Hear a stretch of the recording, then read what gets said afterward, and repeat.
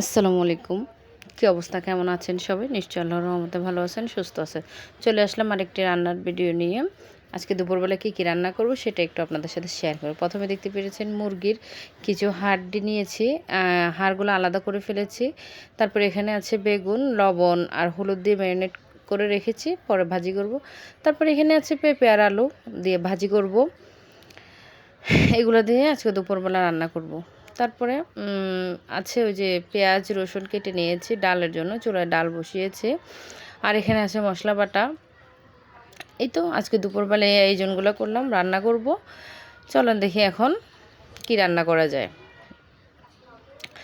তারপরে এখানে আমি প্যানে একটু তেল দিয়ে গরম করে বেগুনগুলো দিয়ে দিচ্ছি ভালো করে একটু ভাজি হওয়ার জন্য, কারণ আমি বেগুন সিদ্ধ দিব না, এইভাবে একটু হলুদ লবণ দিয়ে ভেজে এটা ভর্তা করব। তারপরে এই তো ভাজা শেষ, পেঁয়াজগুলো একটু ভেজে নিয়েছি, তারপরে শুকনো মরিচ দিয়ে ভর্তাটা করব।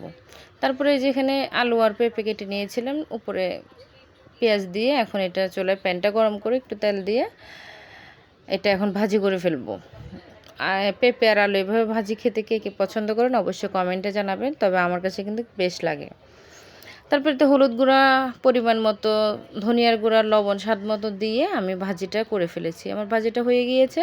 এখন আমি চুলায় বসিয়ে দিব একটা কড়াইয়ে, তেল গরম করে পেঁয়াজ আর কিছু তেজপাতা দিয়ে দিচ্ছি, কারণ ওই যে মুরগির হাড়গুলো রান্না করব, এগুলো দিয়ে তারপর এখন আমি এখানে দিয়ে দেবো আদা রসুন বাটা পরিমাণ মতো।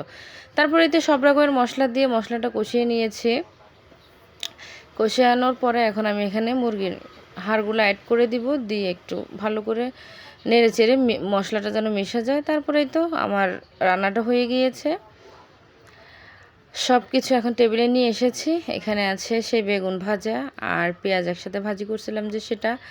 তারপরে আছে এই পাশে আলু আর পেঁপে ভাজি, অনেক সুন্দর হয়েছে দেখতে মাশাআল্লাহ।